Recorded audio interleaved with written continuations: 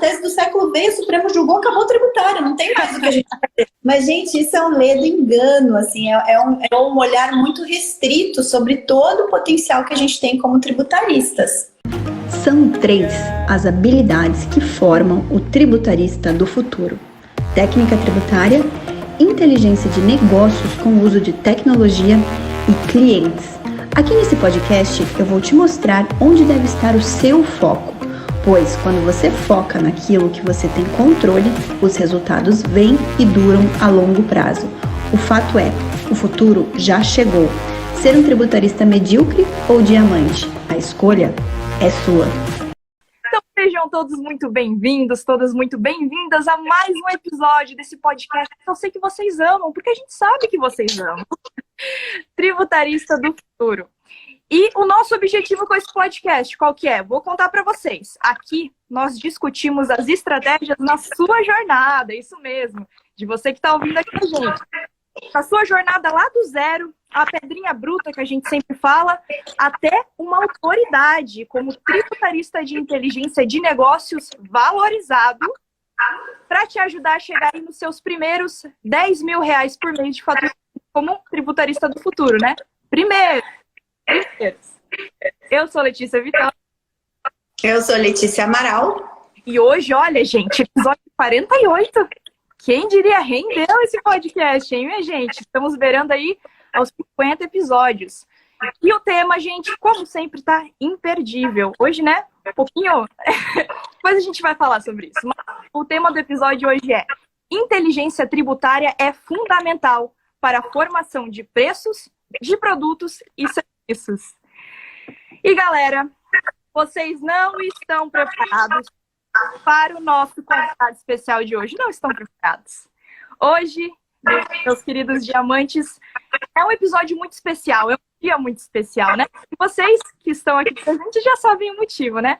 Estamos aqui com nada mais, nada menos do nosso famoso Diamante Mor, conhecido aí pela nossa equipe como GLA ou Roberto Luiz do Amaral, né?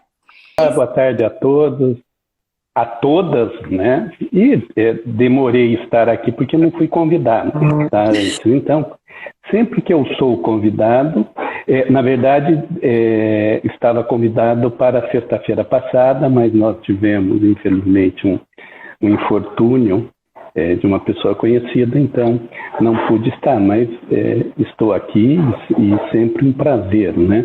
E eu sou mais famoso por ser o pai da Letícia do que ela ser minha filha, porque eu sempre brinco, eu sou do tempo em que a Letícia falava, meu pai, agora eu digo, eu sou o pai da Letícia. Olha só. É nada, gente. É só porque eu dei as caras aqui nas mídias sociais. Mas GLA, como a Lelê falou, é o nosso originador de tudo. Se eu estou aqui hoje falando com vocês sobre tributarista de inteligência de negócios, estou aqui hoje à frente do BPT Educação, por diversos fatores, é responsabilidade do GLA, né, gente? É responsabilidade dele, porque se não fosse por ele, eu não existiria, né? Primeiro ponto, não existiria, a Letícia não existiria. E se não fosse por ele, acho que a Letícia nunca teria cunhado, assim, pensado num termo tão bom como tributarista de inteligência de negócios. E de fato, né, até falei, tem que puxar a orelha, né? Quase 50 episódios e a gente não tinha chamado o GLA aqui para o nosso podcast Tributarista do Futuro. Me perdoa, meu papi querido, porque foi ele já participou de tantas aulas, eventos, lives, mas o podcast realmente foi uma falha aqui muito grande, muito grande, muito grande. Mas nada que não possa ser, né? Nada que não possa ser superado. Estamos aqui no 48º episódio com o nosso querido GLA, o nosso Diamante Mor. Diamante Mor fui eu que dei. Mas até, olha, né? Carinhoso, mas até a questão do diamante vem por conta do brilhante, né? GLA sempre fala pra gente que na vida nós temos duas escolhas, ou ser medíocre ou ser brilhante, né? E o que é o brilhante? A etapa anterior ao brilhante é o diamante, né? Porque o diamante mora, o diamante brilhante. Então foi daí também que veio toda essa expressão do diamante. Então, Papi querido, muito bom tê-lo aqui no nosso episódio. E eu queria relembrar, eu já contei essa história, não sei se em algum episódio do podcast eu já contei essa história, mas eu lembro direitinho, a gente estava lá em 2011, acho que foi 2011, em São Paulo, num evento de tributário, estava eu, você e o Cristiano. Eu não vou lembrar exatamente qual evento que era, mas era algum seminário, congresso, algum evento da temática tributária.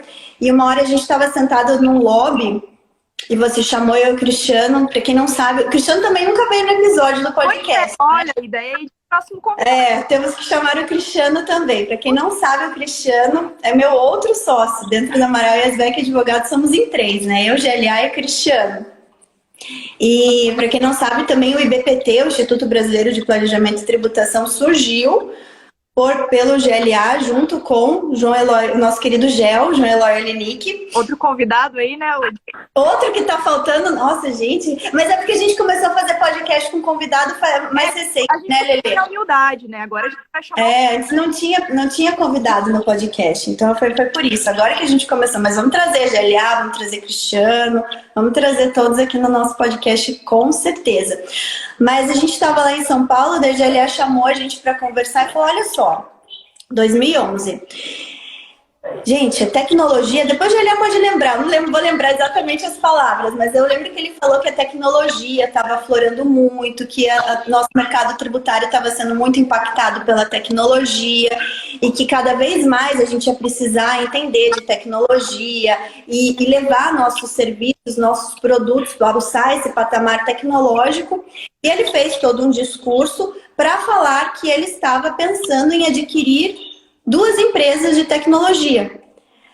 E foi lá que nasceu todo, eu coloco ali, para mim, pelo menos, o que marcou na minha vida. Eu sei que a gente já mexe com tecnologia desde o impostômetro, lá em 2005, mas foi assim, foi acho que ali que foi o embriãozinho mesmo de quando nasceu o tributarista de inteligência de negócios, que foi dali que nasceu toda essa questão da gente realmente investir em tecnologia, e depois vem o empresômetro. E eu lembro certinho que foi ali. Na época, assim, eu olhei e falei, não, pra mim, eu não sou visionária.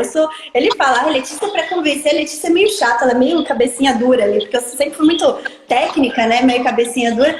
Mas eu falei, não, acho que isso é furada, acho que não, mas já que você tá falando que vale a pena fazer investimento, né, então a gente vai. Você lembra disso, pai? Desse evento que a gente conversou? Não sei se você lembra desse episódio. Para mim, marcou bastante. Não, exatamente não lembro, mas a tecnologia, a necessidade de trabalhar com tecnologia, ela veio justamente por causa do impostômetro. A gente criou o impostômetro em 2004 e, na verdade, era uma grande planilha de Excel. Né? E daí foi crescendo aquela massa de dados e nós terceirizávamos aquele serviço, nós contratávamos empresas para fazer a gestão da tecnologia. E a base foi crescendo. Em 2009, quando a gente começou a ver nota fiscal eletrônica, assim de maneira mais concreta, né? A gente viu que precisava entrar no ramo de tecnologia. Então, a minha visão era de que, para a expansão dos nossos negócios e até mesmo do nosso conhecimento, a gente precisava de ter banco de dados, de ter programadores, de ter analistas, para que a gente conseguisse juntar toda aquela massa de dados e daí tirar insights, tirar estudos. Isso também veio porque foram crescendo os estudos tributários, cada vez mais precisávamos de banco de dados. E quando surgiu o SPED, o Sistema Público de Escrituração Digital, lá no início dos anos 2000, aquilo já me chamou a atenção. Eu falei, opa, vamos ter que nos aprimorar, porque só ficar olhando o cumprimento da obrigação acessória determinada pelos outros sem saber, né? Então, com isso veio crescendo até que agora em 2011, depois de pensar muito, pensar um ano, conversar e tal, Então, quando eu falei para você o que eu já tinha decidido, né? Eu pensei, eu cruzei informação, então... Por quê? Porque a tecnologia, ela é presente, ela é uma ferramenta.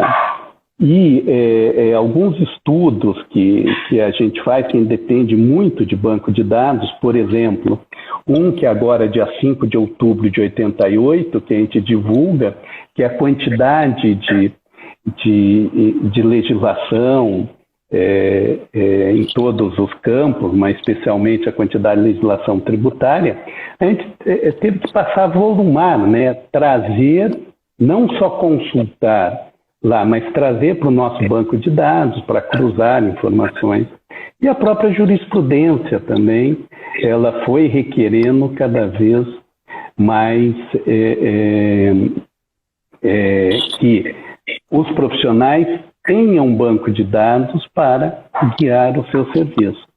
E daí surgiu, e a inteligência de negócios, ela é a junção da inteligência tributária, que nós vamos falar aqui, o quanto a inteligência tributária é imprescindível para a precificação ou para na formação de preço de bens e serviços, e a inteligência de mercado.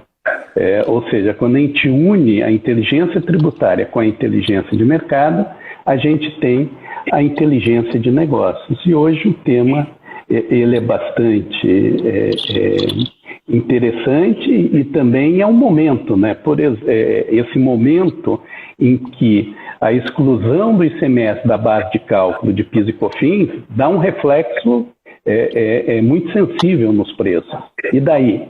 Os tributaristas não entendem isso, como que eles vão fazer para orientar os seus clientes? Sim. Meus diamantes... Já deu um bom spoiler do que a gente vai conversar hoje. Já veio uns spoilers. Então, vocês viram que, querido GLA, visionário, à frente de seu tempo, já pensando nas tecnologias, que hoje é extremamente necessário, né? Faz parte do nosso dia a dia. Então, conta um pouquinho mais sobre essa inteligência tributária e onde é que o tributarista de inteligência de negócios se encaixa. Bom, a inteligência tributária é o conjunto de conhecimentos sobre tudo o que reflete da questão tributária.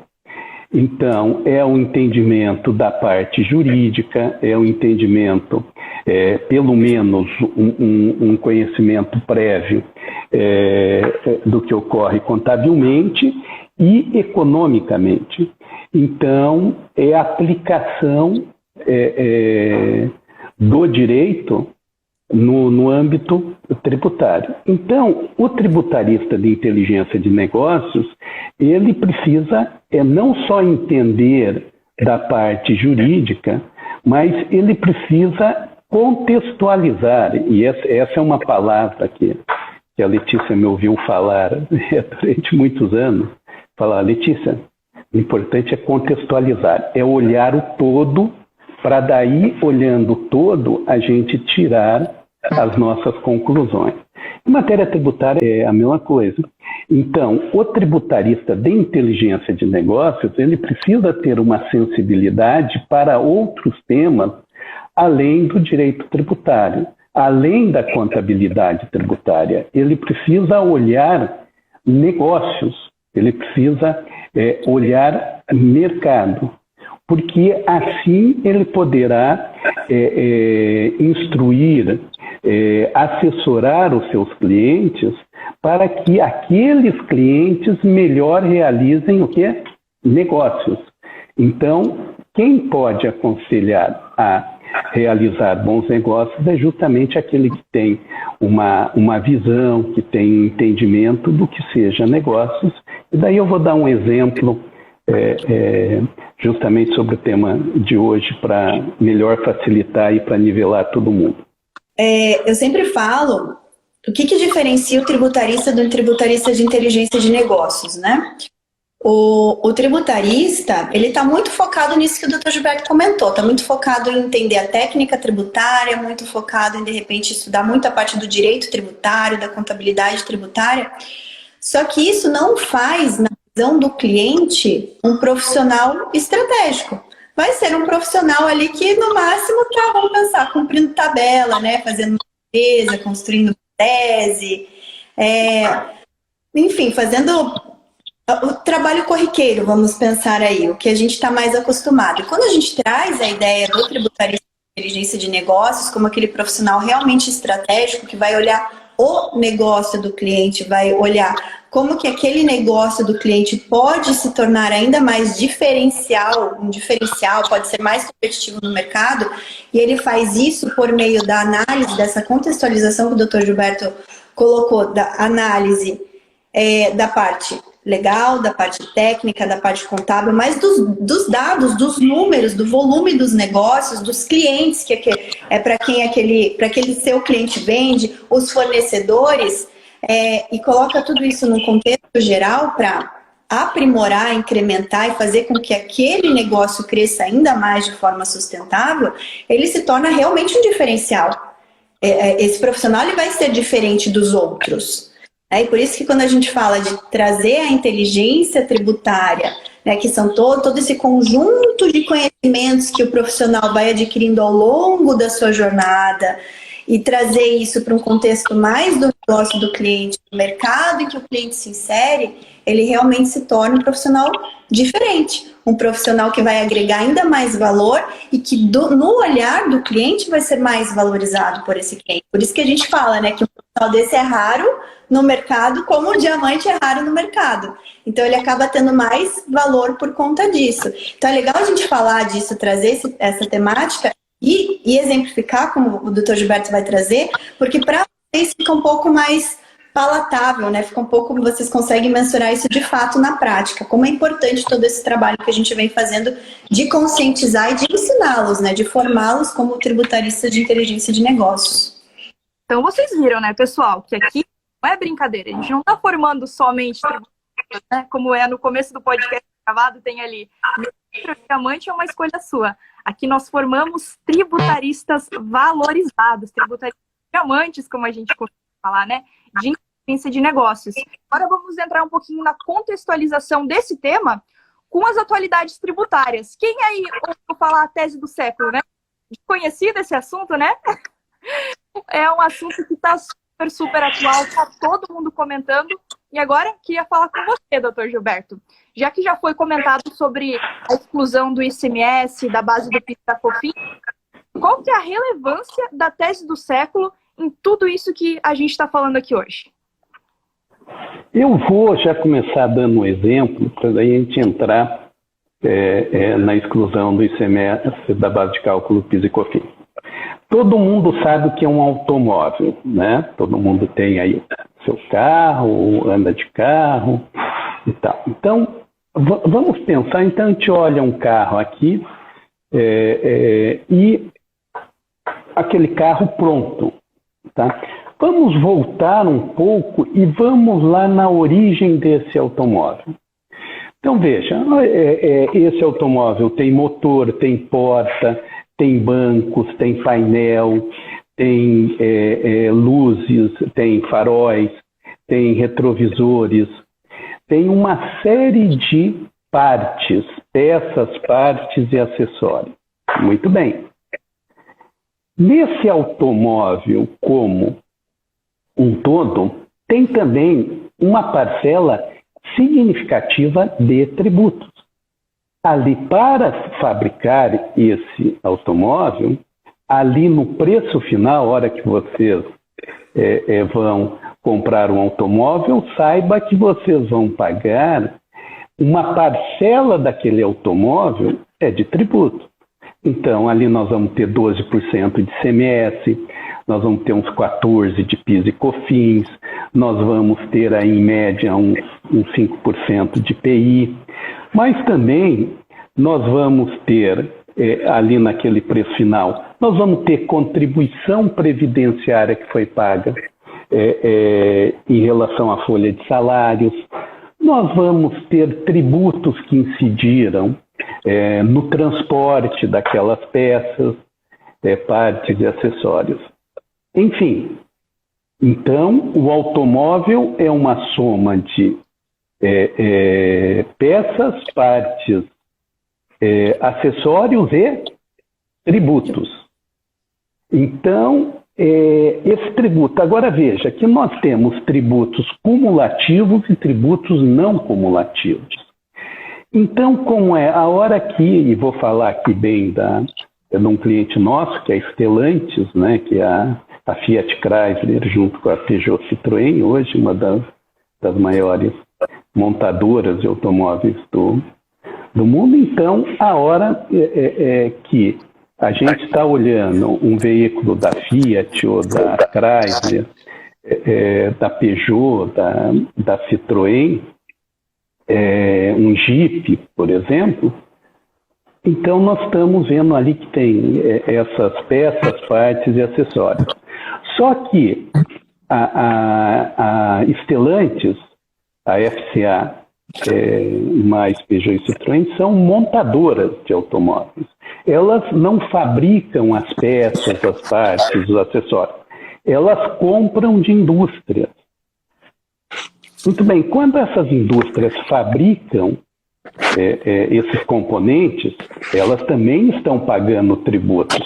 Uma parte cumulativa e uma parte não cumulativa. E antes dessa indústria de autopeças, nós vamos ter lá as siderúrgicas fabricando aço, nós vamos ter a indústria de plástico, indústria da borracha, etc., que também estão pagando tributos cumulativos e não cumulativos. Os não cumulativos, como é o caso do PIS e COFINS, como é o caso do ICMS, como é o caso do IPI, há a compensação dos créditos das etapas anteriores com o débito da etapa atual. O PIS e COFINS, então, ele vem incidindo em toda a cadeia, desde lá da matéria-prima, até chegar no automóvel pronto. E a cada etapa dessa cadeia, se tem o cômputo de débitos e de créditos. E o ICMS é excluído pela decisão, pela tese do século, né? Pela decisão do Supremo Tribunal Federal. O ICMS não compõe a base de cálculo de PIS e COFINS. Então, veja, há um impacto muito grande, muito relevante quando a gente exclui isso, tá? E isso altera o preço, tanto o preço do veículo final, do automóvel, ao consumidor, de todas as etapas. Tem um reflexo na indústria de autopeças, na indústria siderúrgica, na indústria de borracha, na indústria de plásticos. Então, esse fato, o fato de excluir o ICMS, dá um reflexo em toda a cadeia. Agora, a inteligência tributária, ela faz com que o profissional pare a pensar não somente naquele produto final que é o automóvel, mas em toda a cadeia para ver qual é o reflexo e como que, ao excluir o ICMS da base de cálculo PIS e COFINS, como que eu modifico toda a precificação, ou seja, toda a formação de preços dessa cadeia, até chegar no automóvel. Então, o tributarista de inteligência de negócios, ele vai muito mais além do que verificar se a questão jurídica, se há ali, se pode ser excluído esse ICMS, mas sim como que vai calcular e como esse cálculo da exclusão do ICMS da base de cálculo do PIS e COFINS vai impactar em toda a cadeia retroativa. Por que isso? Neste momento, e falando para a indústria automotiva, a qual nós atendemos,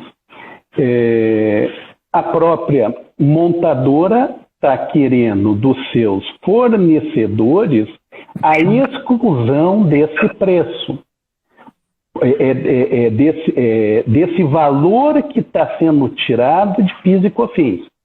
Mas por que ela está querendo? Porque ela tem um contrato em que, se houvesse um aumento da carga tributária, ela teria que pagar para o fornecedor. E, como teve um benefício tributário, ela quer que exclua do preço. Isso faz com que os fornecedores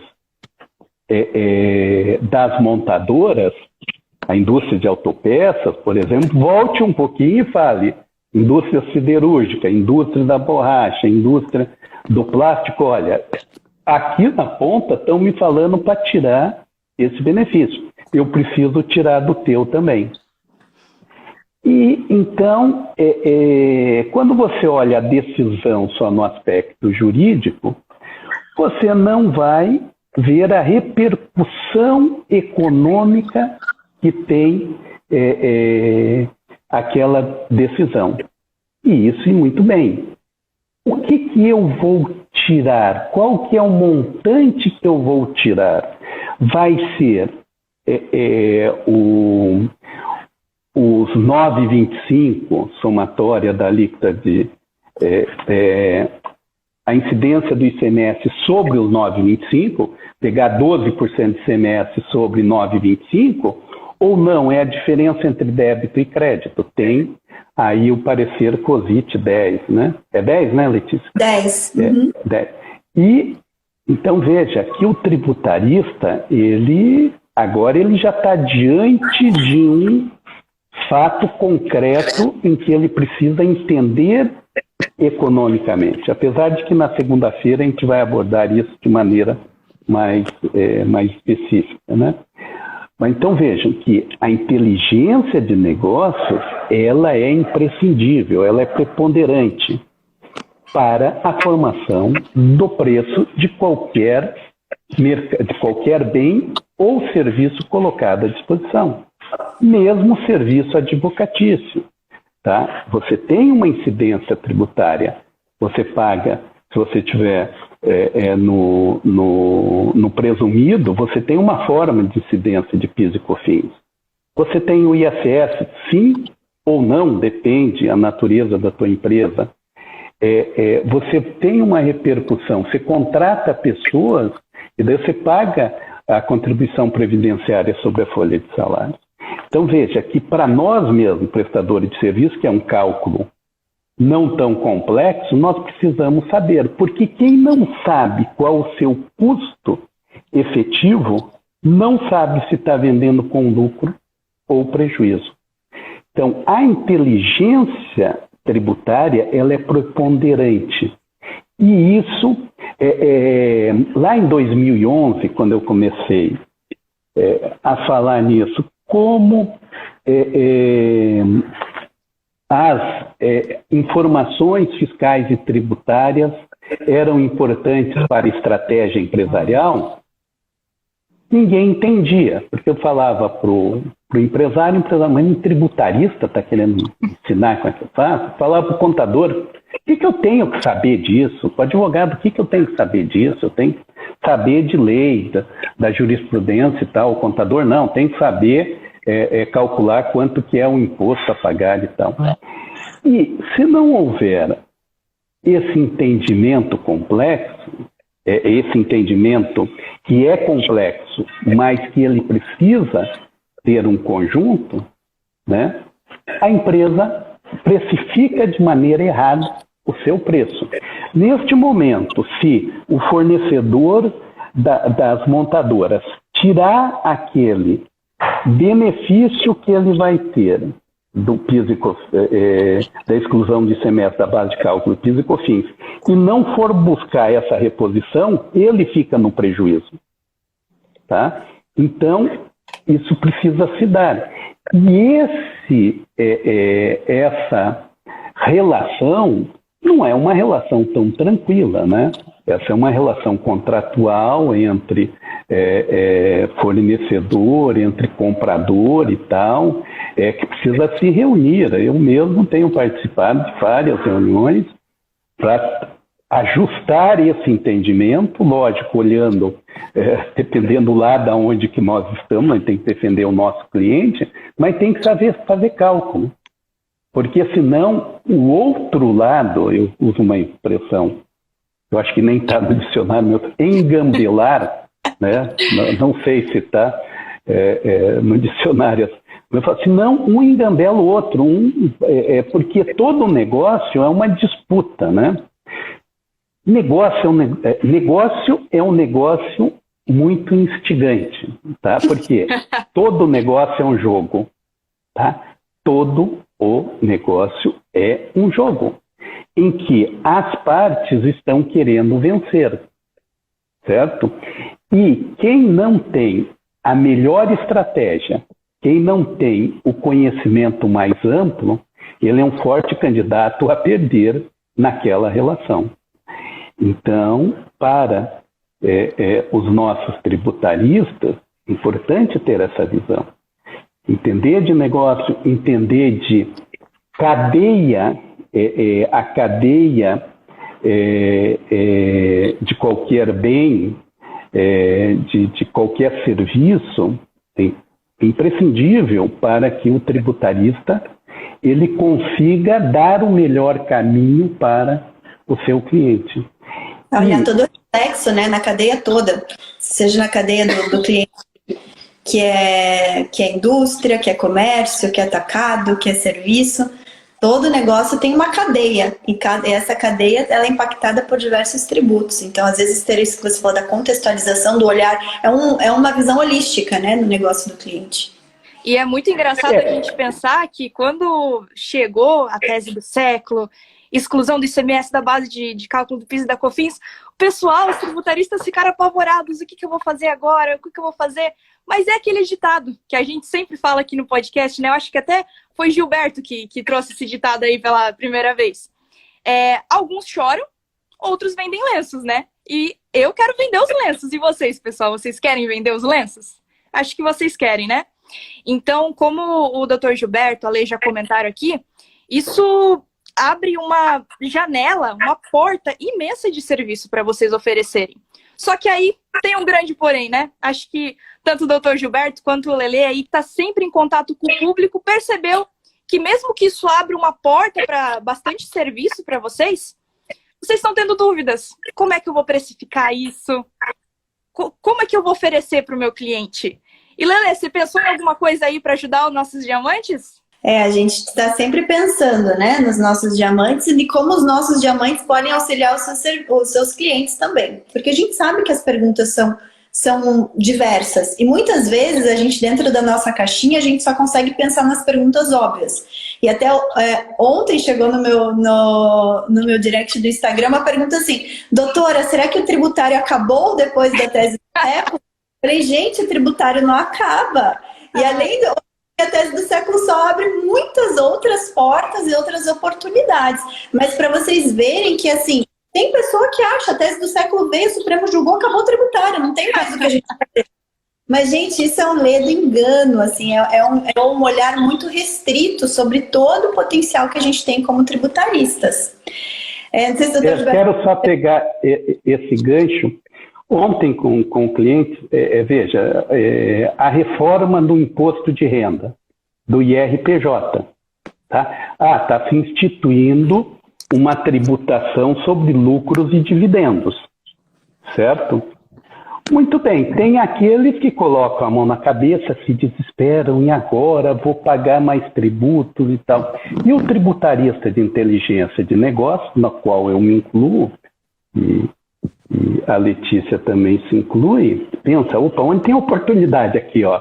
Meu pai dizia assim, olha, eu tô com, sabe, tem uma oportunidade aqui, ainda não consegui. Eu já descobri a oportunidade, ontem, inclusive, com o cliente, falei, tá bom, vamos reorganizar todo o grupo econômico para diminuir esse impacto.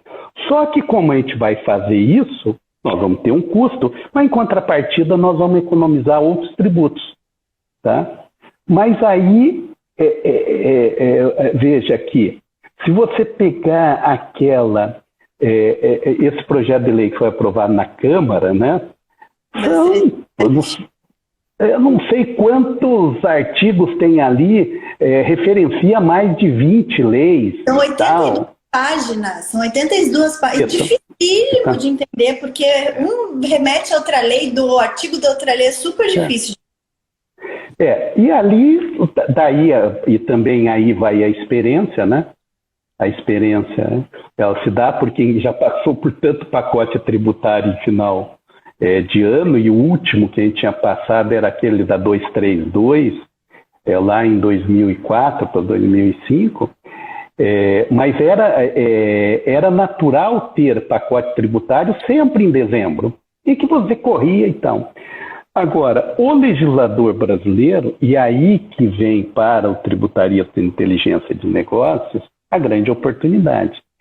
O legislador brasileiro, ele escreve mal.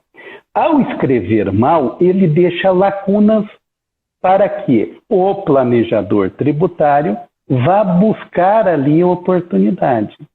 E outra coisa, toda lei tributária, ela embute sacanagens e ela embute oportunidades, porque ela é formada por lobbies.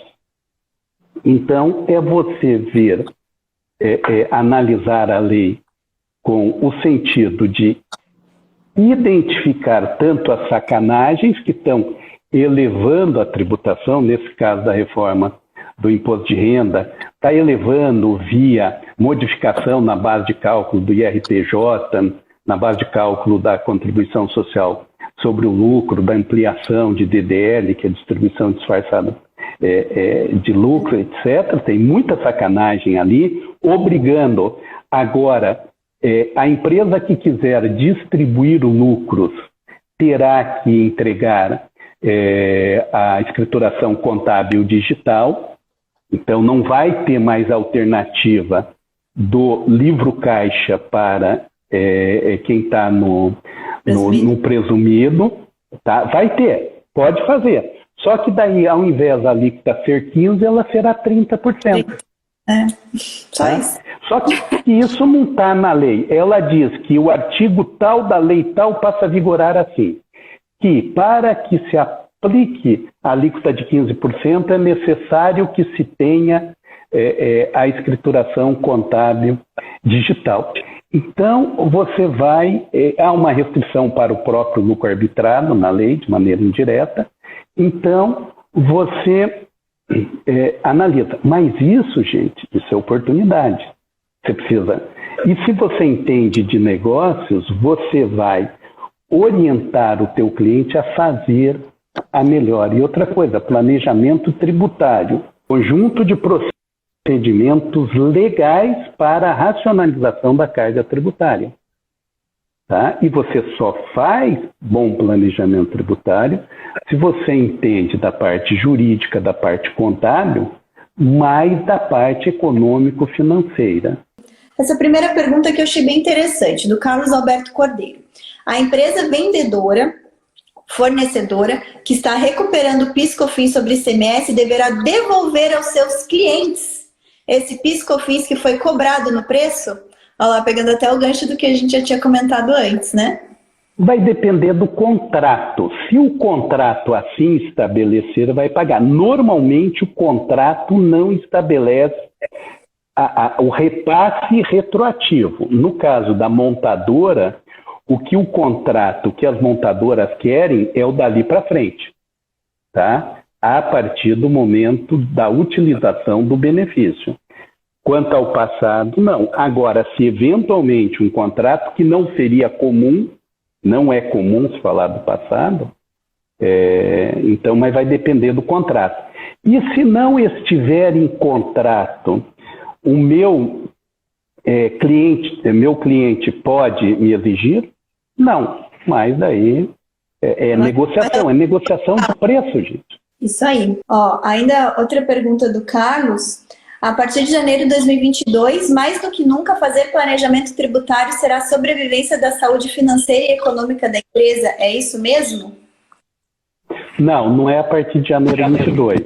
É a partir de setembro de 2021. Porque planejamento tributário você não se faz, você não espera acontecer, você tem que fazer antes. Então, no caso do imposto de renda, dessa nova incidência, que agora, pelo jeito, vai passar no Senado também, após a retratação do presidente Bolsonaro ontem e tal, então deve passar também no Senado. Então, só que isso você tem que se planejar para que você possa utilizar lá eventualmente um benefício ou mitigar, minorar um custo.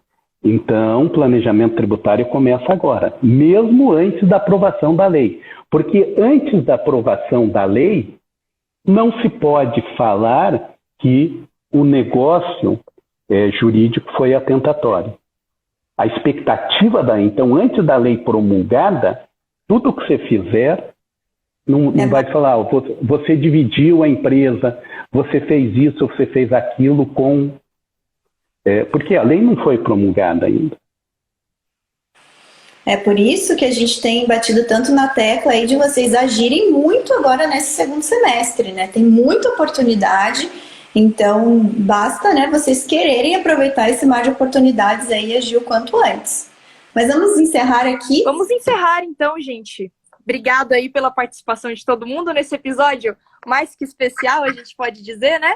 E aquele de praxe, não se esqueçam, gente, de compartilhar esse episódio, porque vocês sabem como funciona, né? A gente grava sexta-feira, esse horário de sempre, 1h da tarde, e o gravado, editadinho, bonitinho, sem erros de gravação, né? Sai tanto nas plataformas de áudio quanto no YouTube. A gente tem uma lista lá. Aliás, vocês sabem, né? Episódio 48, 48, né? 48, gente. Então, são 47 episódios para vocês maratonarem. Esse que é o bom do podcast, né? Lavando louça no carro, no trabalho. Dá para ouvir aí, porque é muito conteúdo de alto valor agregado, que a gente sempre fala, né? Isso aí, gente. Obrigada pela participação de vocês. Não esqueçam de se inscrever no aulão de segunda-feira. Pessoal que perdeu, busca aí, de repente vai estar acessível para vocês. Tá? Mas não deixem passar as oportunidades, como a gente sempre fala. E vejo vocês no próximo episódio. Lelê, tchau, tchau. Excelente. Beijão, gente. Excelente sexta-feira. Para quem não está nos vendo, excelente quinta-feira. Tchau, tchau. Tchau.